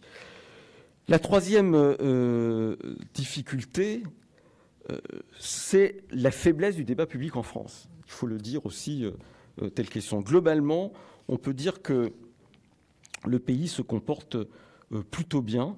On a doublé le parc d'hébergement en 5 ans. On a multiplié, c'est-à-dire étendu peut-être 200, 300 lieux d'hébergement à travers la France. On peut dire que ces hébergements ont été globalement bien acceptés par les collectivités locales, les populations locales. Bien acceptés à bas prix, sans que pour autant c'est suscité un débat public important sur après, qu'est-ce qu'on fait une fois que les personnes sont là, quelle est la dynamique d'intégration. Et cette faiblesse du débat, elle se manifeste en particulier avec cette demande constante qui est de dire l'État n'en fait pas assez, mais sans jamais qu'il y ait une discussion réelle sur qu'est-ce que pourraient faire les partenaires sociaux, les associations, les églises, comme on l'a vu en Allemagne, pour aider à la prise en charge. Et je pense que c'est une faiblesse à terme parce que, contrairement à ce qui s'est dit, il y a des politiques publiques qui méritent d'être interrogées dans leurs effets et qu'on ne peut pas simplement mener sans avoir ce débat public. Je prends 2 exemples. Ça fait partie des bons points donnés ce matin par le représentant de l'OCDE sur les bonnes pratiques à faire. Je prends par exemple les programmes qu'on a mis en place et qui priorisent ceux qui ont obtenu le statut de réfugiés dans les mécanismes de formation, comme l'AFPA, mais il y en a d'autres qui ont été subventionnés par l'État, FTDA en fait, Forum Réfugiés en fait. Mais en ce qui concerne l'AFPA, on est dans un mécanisme particulièrement positif, enfin, je veux dire, en tout cas d'une très haute prise en charge, puisqu'on met les personnes dans un dispositif de formation professionnelle, on leur assure un emploi à la sortie de cette formation. Et non seulement on leur assure un emploi, mais on leur assure un logement. C'est-à-dire un mécanisme qui n'est mis en place pour personne d'autre au sein de la population française. Pour personne d'autre. Je pense qu'on a raison de le faire, puisqu'on a raison de faire la démonstration que l'intégration est possible. Mais je pense qu'à un moment donné, ça suppose quand même un débat public, parce que la question du logement est une question qui devient extrêmement sensible. Ça veut dire très concrètement que depuis 2 ans, à bas bruit, on met en position prioritaire les personnes réfugiées ou réinstallées, par exemple dans le parc de logement social, devant les DALO. C'est ça que ça veut dire très concrètement. Je pense que ça mérite discussion et qu'on ne peut pas simplement faire ça. Et ça mérite discussion pourquoi ? Parce que ce parc de logement social, il n'est pas simplement à la main de l'État, qui n'en a que 30%, il est aussi du domaine des collectivités locales et des bailleurs sociaux. Et c'est un des problèmes que nous avons que d'avoir ce débat sur la question du logement. Sinon, on est dans une forme d'hypocrisie où on dit l'État ne fait pas assez. En réalité, il fait. Et les autres partenaires ne rentrent pas véritablement dans la discussion. Il en va de même pour l'emploi. La faiblesse du débat, c'est l'absence d'intervention des partenaires sociaux. On parlait ce matin du patronat, mais pas simplement du patronat, des organisations syndicales.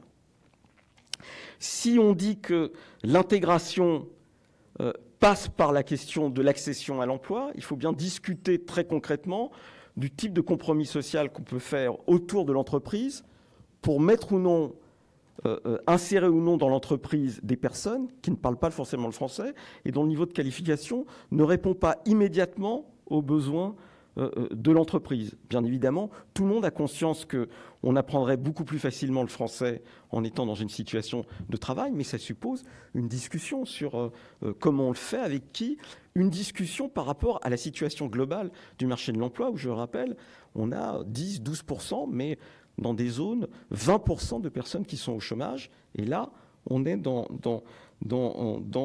une difficulté qui suppose que tout le monde soit d'accord et pas simplement au moins on discute, et pas simplement un problème de reconnaissance ou non des qualifications professionnelles des gens. Tout le monde a conscience qu'on peut reconnaître les qualifications professionnelles des gens, mais ça suppose une autre discussion. D'autres pays l'ont eu avec leurs partenaires syndicaux, avec des échos en France qui sont pas forcément positifs. C'est les emplois payés moins que le salaire minimum, ou théorique, en Allemagne, où c'est les jobs dérégulés en Angleterre. Donc l'autre chose aussi, toujours dans la même discussion, on dit, et certaines organisations en font le reproche à l'État, vous ne donnez pas immédiatement le droit au travail pour les demandeurs d'asile. Mais là encore, c'est une vraie discussion. C'est-à-dire, quel impact ça peut avoir ? Comment on explique à l'ensemble des salariés l'obtention immédiate du droit au travail pour les demandeurs d'asile, quand 20% de ces demandeurs d'asile viennent de pays européens et ne sont pas appréciés de la même manière du point de vue de la nécessité d'avoir un geste humanitaire que des personnes qui viendraient par exemple de Syrie, où là, je dirais, la question ne se pose pas dans l'opinion publique de la même manière. Il faudrait y rajouter, bien sûr, les questions liées à la répartition elle-même sur le territoire. On dit souvent le système allemand est un système qui mérite d'être regardé avec attention, parce qu'il a eu cette capacité de répartir sur les territoires à la fois les pré-demandeurs d'asile, mais aussi ceux qui obtiennent le statut de réfugié. La Suède est en train d'en faire la même chose.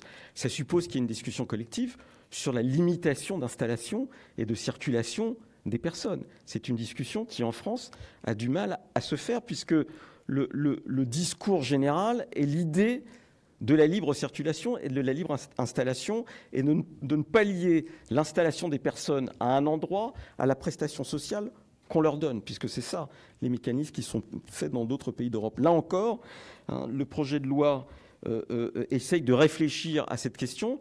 Je regarde dans les débats, et les débats qui se font jour autour de ce projet de loi, c'est la seule question qui est complètement occultée par l'ensemble des partenaires. Pourquoi ? Parce que tout le monde est gêné, en réalité. Parce qu'à la fois, on sent bien qu'il y aurait la nécessité de faire ça, et en même temps, on sent bien que ça heurte une partie des conceptions traditionnelles qui sont celles du débat public en France. Alors, je voudrais terminer par dire que la manière dont on mène le débat en France n'est pas à l'image de ce pays qui se comporte bien. C'est-à-dire qu'on chauffe à blanc certaines questions Calais, par exemple, hein, alors que Calais est une impasse, le président de la République l'a dit, mais est une impasse juridique sur laquelle on a en réalité très peu de prise. Hein. Et dire que Calais résumerait l'ensemble de la politique d'accueil des réfugiés, c'est pas correct. C'est pas correct pour les fonctionnaires qui mènent ces politiques et qui font preuve, je crois, de beaucoup de bienveillance. En tout cas, les fonctionnaires de l'OFII, c'est indéniable. C'est pas correct parce que, bien évidemment, on a réduit considérablement le phénomène de Calais.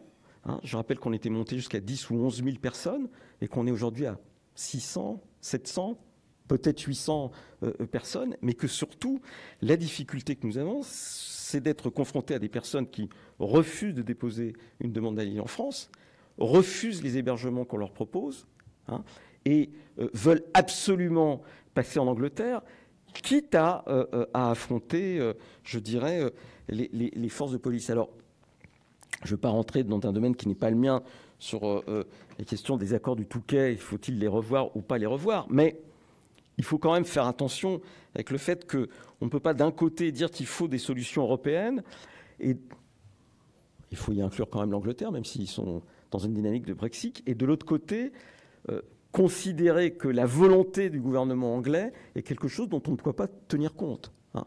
On ne va pas envoyer le porte-avions Charles de Gaulle dans la Manche, hein, pour absolument tirer sur la frontière anglaise pour faire passer les gens à Calais. Ça serait quand même malvenu et en tout cas pas une bonne méthode de faire. Mais je dis cela parce que l'image qu'on renvoie de la politique globale de l'État, hein, influe sur la manière dont on débat, sur la manière dont est perçu les phénomènes migratoires et dont on débat globalement autour de ces questions.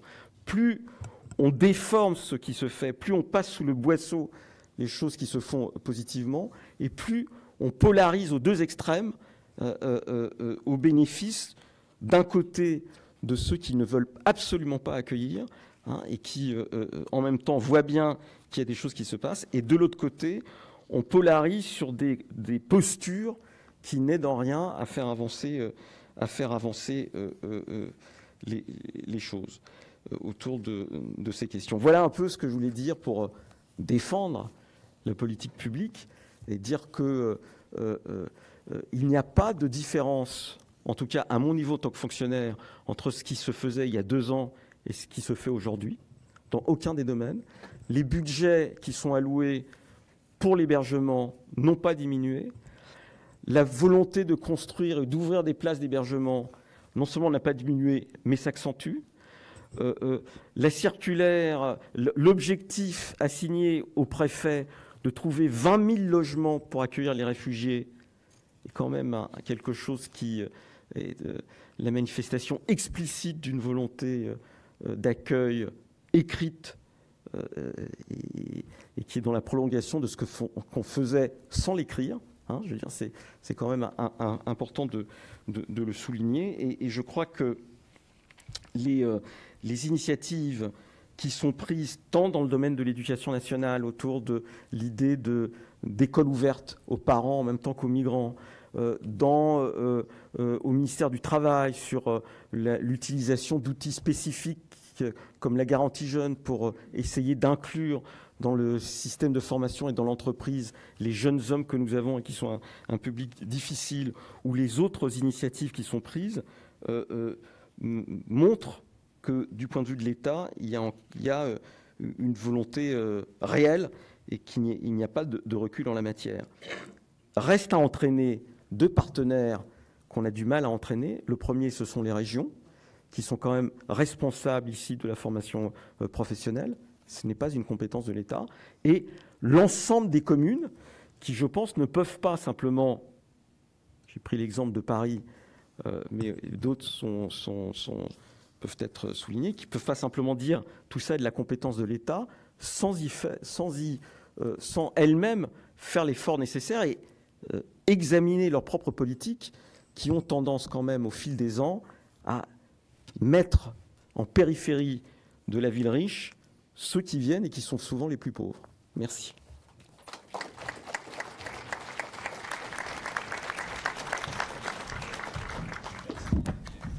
Merci beaucoup pour ce propos robuste. Des questions dans la salle, 3 questions, parce que nous avons ensuite un calendrier, l'horaire à tenir. Alors, monsieur au 3e rang. Je voudrais remercier Didier Lesky d'avoir parlé des syndicats. Je suis militant syndical. Et je voulais intervenir ce matin, effectivement, pour rappeler que les organisations syndicales aussi avaient un rôle à jouer. Sur le logement social, il faut se rappeler aussi que les salariés financent le logement social sur leur fiche de paye. C'est la PEC, c'est la participation des employeurs à l'effort de construction, et qu'ils participent à ce titre aux commissions d'attribution de logement. Et pour moi, y participer dans ma commune, je vois bien effectivement qu'on a des choses qui se jouent en matière de gestion de la population. Si ça me permet, rapidement, je voudrais compléter, ajouter 2-3 choses. On a un sujet autour du travail des migrants. Pour certains, il faut protéger le marché du travail pour que les nationaux puissent continuer à travailler. De ce fait, on a une difficulté légale d'accès au marché des emplois pour les migrants, mais on a aussi une autre difficulté pour les descendants des migrants qui sont venus en France pendant les années 50 ou 70, ça a été un peu dit, et on peut y ajouter la question de la ségrégation territoriale, parce que lorsqu'on habite dans des villes de périphérie, dans certains quartiers, je vois là où j'habite, on a une zone d'emploi où il y a 5 à 6 000 emplois, d'ingénieurs notamment, c'est Paul Monvéo au Madrier à Saint-Étienne-de-Rouvray, et juste à côté, on a une cité où on a 50% de chômeurs pour les jeunes. Donc on a des endroits à 100 mètres, il y a de l'emploi, mais ce n'est pas l'emploi qui correspond à la population de la cité. On a aussi des travailleurs nationaux qui, face à la mutation numérique, Bernard Stiegler nous dit qu'on va perdre 40% de nos emplois au niveau de la France et de l'économie occidentale. Ce qui fait que les représentants des salariés, ils deviennent frileux. Parce que quand on est syndicaliste et qu'on va aller voir les collègues en disant il faudrait faire des choses pour les migrants, les collègues ils disent attends, t'es gentil toi, mais est-ce que vous c'est pas nous d'abord. Et je vais finir votre rapidement. Question. Alors ma question c'est est-ce que ma question c'était plus un témoignage et un apport sur la question des partenaires sociaux et sur la question d'un monde politique qui ne veut pas des partenaires sociaux et des corps intermédiaires. Et c'est comment on fait pour amener tout ce petit monde à s'intéresser réellement et sérieusement à la question des migrants et de leurs enfants. Merci beaucoup. Non mais, d'abord je suis content qu'en tant que syndicaliste vous interveniez, parce que je pense que c'est dans le monde du travail que se joue vraiment la question de l'accueil aujourd'hui, c'est-à-dire la capacité, en particulier des organisations syndicales, d'expliquer ce qui se fait et d'expliquer pourquoi à un moment donné il faut faire des choix et les défendre. Parce que bien évidemment, il faut accueillir les réfugiés, en particulier les réfugiés, et faire la démonstration avec eux que l'intégration est possible. Mais si on le fait sans expliquer ce qu'on fait, on va avoir des retours de bâton extrêmement forts. Et vous avez raison de souligner que la question du logement est une question clé. Puisque les salariés cotisent et après font des demandes de logement social. Et si on ne leur explique pas ce qu'on fait, ils voient simplement que d'autres passent devant eux. Voilà. Et là, ils ne comprennent pas. Et pareil pour le travail. Mais il y a un autre sujet sur lequel les organisations syndicales, à mon avis, ont un rôle important à jouer. C'est celui de l'intégration tout court. Parce que dans les vagues migratoires précédentes, l'insertion par le travail était d'autant plus positif que les personnes étaient aussi confrontées à des associations qui les intégraient dans le débat citoyen ou démocratique à partir de leur situation de travail. Et si on n'arrive pas à le faire, on va avoir des personnes qui vont être dans des situations de travail atomisées, et cette atomisation va renforcer les phénomènes communautaires, d'enfermement communautaire dans les quartiers. Et donc, il y a un double enjeu dans l'entreprise et qui est en partie celui des organisations syndicales. Donc, moi, je pense que c'est important. Je constate simplement que la seule demande qui est faite par les organisations syndicales, enfin, la seule manifestation, c'est de dire « vous n'en faites pas assez, État », mais sans s'interroger sur le rôle des organisations syndicales dans le processus d'intégration, parce que historiquement, l'étranger a été quand même intégré en grande partie par l'action des organisations syndicales ou de ce qu'on appelait le mouvement ouvrier.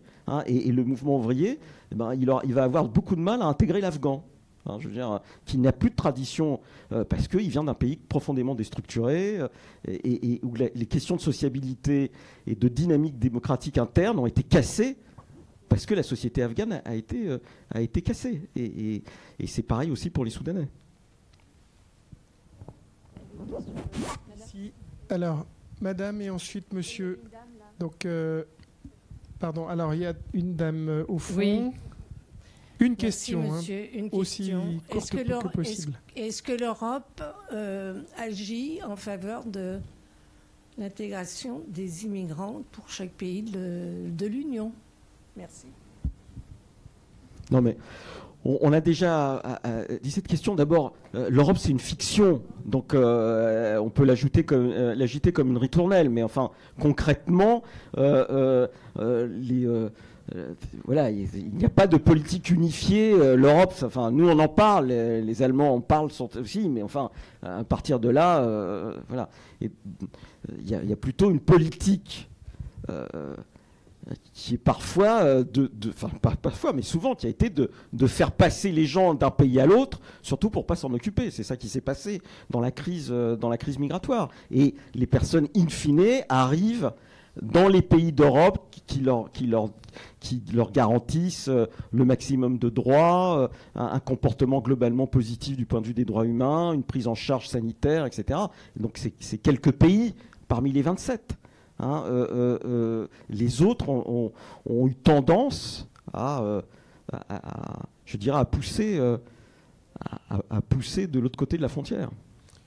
Ici, enfin, monsieur, pas tous, mais le micro ici, s'il vous plaît. Là, et ensuite une dernière question ici au deuxième rang. Merci. Et Régis Debray pour une troisième question. Oui, une remarque de praticien. Quelqu'un qui travaille sur la ville et sur le logement depuis plus de 40 ans. Depuis plus de 40 ans, qui entend le terme intégration et qui essaye de travailler avec ça et de travailler sur la ville avec ce mot-là. Et malheureusement, nous avons des politiques et des technocrates qui nous disent « mais ce n'est pas votre problème, l'intégration. Ils n'ont qu'à s'intégrer ». Et depuis 40 ans, nous construisons les mêmes logements sociaux qui sont inadaptés pour beaucoup de populations. Et nous faisons une ville qui n'est pas accueillante pour les gens que nous attendons. Alors déjà, ceux qui sont en place, alors je ne vois pas comment on va faire pour tous ceux qui arrivent. Enfin, c'est pas une question, mais si vous voulez, c'est toujours très facile de dire les technocrates, j'en suis un, vous réfléchissez pas, vous faites mal, etc. Bon, je pourrais répondre aussi, les architectes n'ont pas fait preuve de beaucoup d'imagination pour arriver à faire ce qu'ils nous ont fait comme horreur. Et ce qu'ils ont proposé aux élus n'était pas toujours les choses les plus adaptées aux populations, etc. Donc, chacun peut balayer devant sa porte. Mais je crois que les questions d'intégration, même dans le logement, sont quand même liées aux capacités d'insertion sociale. Voilà, dans un même immeuble, les questions ne se posent pas pareil si les personnes ont ou pas un emploi, ont une sociabilité organisée, etc. Vous prenez les mêmes immeubles à Montreuil, hein, il y a 40 ans, hein, où au pied de chaque immeuble, il y avait une cellule du parti qui faisait monter les gamins quand ils faisaient trop de bêtises dans le hall d'immeuble, dans l'appartement, et puis allait frapper chez les parents en leur disant maintenant, il faut que tu le surveilles un peu ton gamin. Et aujourd'hui où il n'y a plus ça, et à ce moment-là, dans le même immeuble, eh bien, les choses s'effondrent. Et ce n'est pas un problème du bâti, c'est quand même un problème d'autre chose. On ne peut pas tout résoudre par la question du bâti. Voilà. Et puis les technocrates ont chacun leurs compétences, mais je pense que les architectes, avec Le Corbusier, n'ont pas toujours été des meilleurs. Au deuxième rang, et ensuite Régis Debray. Hein ? Oui, bien sûr, mais vous avez le droit, il a fait de très belles choses. Très belles choses. Il a fait de très belles choses, voilà. Il a fait de très belles choses. Madame. Pas le contraire. Enfin, il pensait que la ligne courbe, c'était le désordre. Monsieur le directeur, merci de votre venue. Ma question, pourquoi l'accord du Touquet ne peut-il pas être reconsidéré avec davantage de fermeté côté France? Merci. Écoutez, je crois que l'accord du Touquet, on se polarise dessus, mais il n'y a pas que l'accord du Touquet. C'est-à-dire que même s'il n'y avait pas d'accord du Touquet, il y a les accords de réadmission et les Anglais renverraient de toute façon les migrants. Alors, la vraie question, mais elle a été exposée par Pierre-Henri, c'est-à-dire, bah oui, on dit non aux accords du Touquet, mais à ce moment-là, qu'est-ce qu'on fait à la frontière italienne et qu'est-ce qu'on fait ailleurs? Donc, je crois que c'est une fausse question. Le problème n'est pas l'accord du Touquet. Le problème, c'est le fait que en particulier les Soudanais, mais on l'a vu à travers les taux de protection, il y a une illusion extrêmement forte sur l'idée que l'Angleterre, c'est forcément mieux que la France, indépendamment du fait qu'on ait des liens ou pas familiaux, parce que toutes les personnes qui sont à Calais n'ont pas nécessairement des liens familiaux avec l'Angleterre. Et ça, c'est très difficile à combattre comme illusion, illusion, parce que je crois profondément que c'est pas vrai, voilà. Et je pense que c'est la volonté vraiment d'aller dans un pays où il n'y a pas d'inspection du travail, où le taux d'exploitation quand on est salarié, en particulier salarié clandestin, est quand même très élevé par rapport à la France, où les conditions globales de logement sont quand même extrêmement dégradées dès lors qu'on n'a pas les moyens, etc. C'est ça c'est l'aspiration à ça. Alors, qu'est-ce qu'on fait avec les Anglais? Je répète. On peut pas dire unilatéralement on arrête les accords du Touquet. Ils ne veulent pas les renégocier de manière fondamentale et ils préfèrent payer.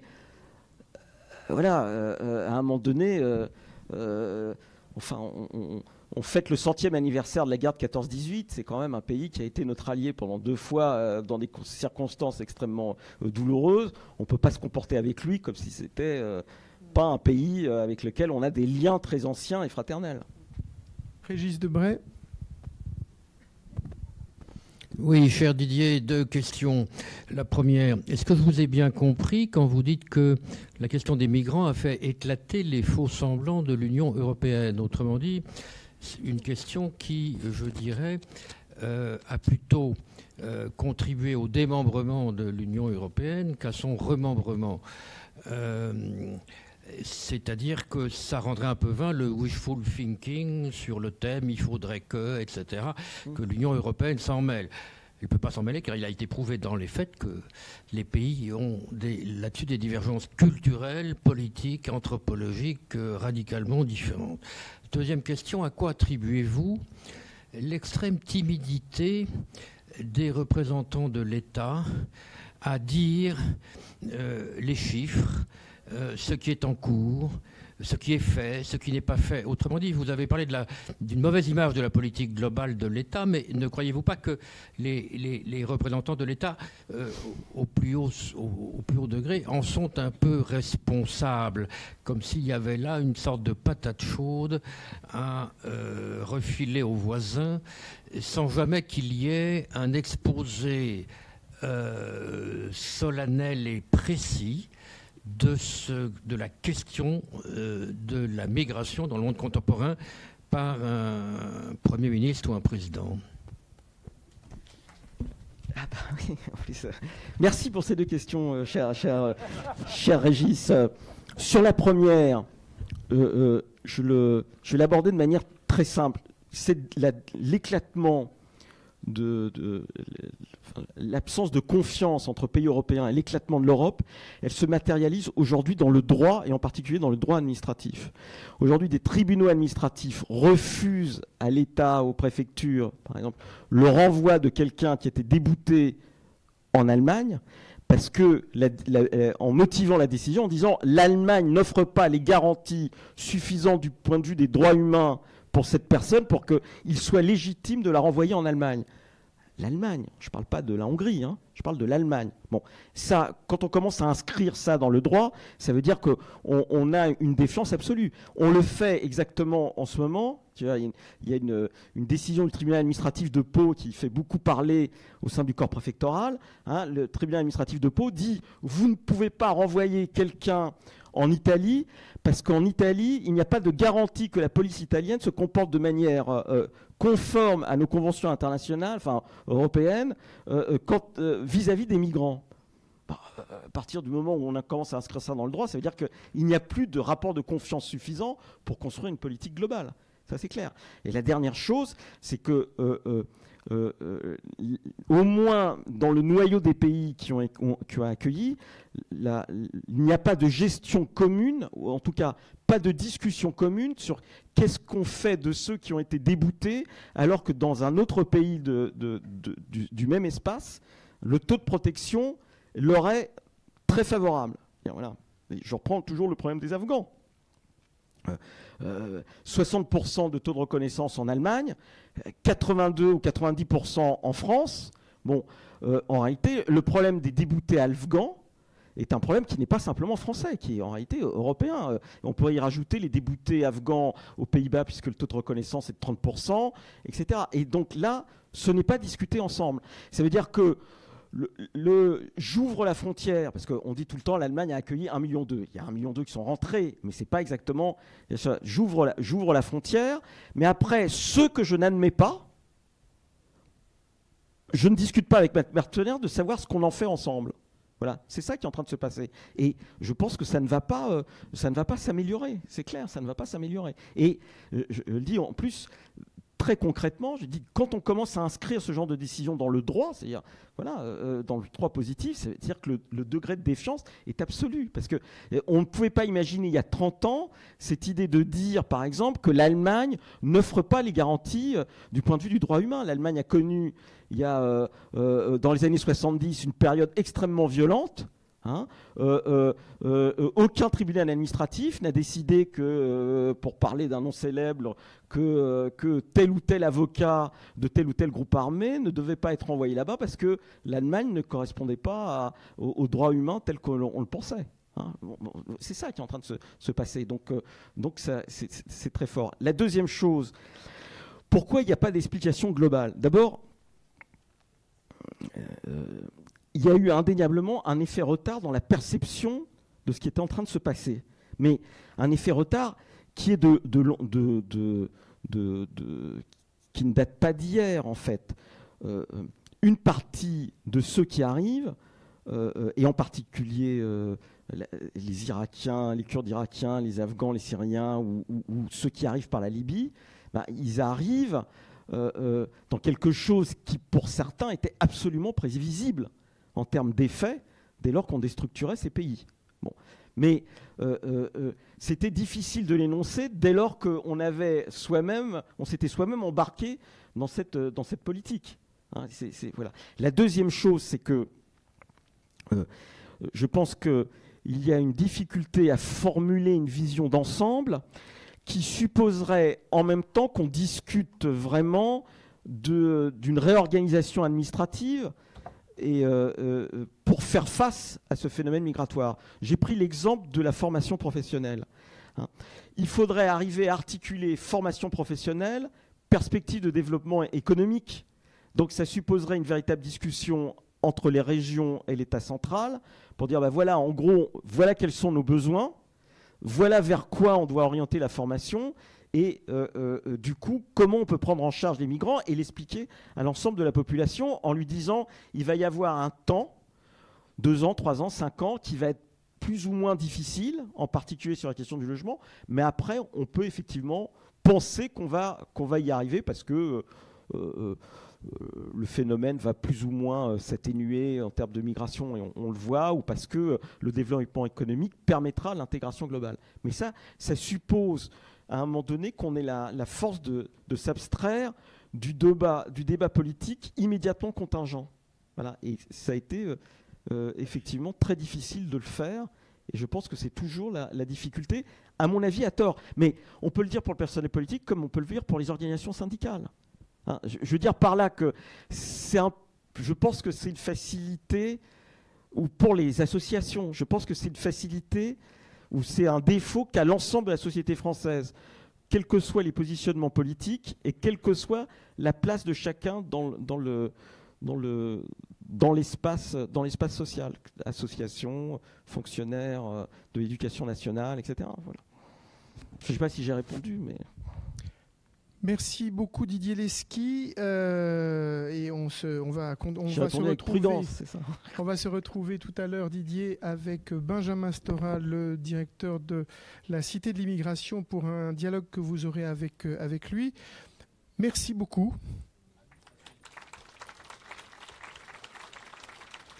Une petite pause de 5 minutes avant de rejoindre Michel Lalande, préfet, et Fabienne Bussiot, préfète de Normandie, pour un débat sur Calais et après.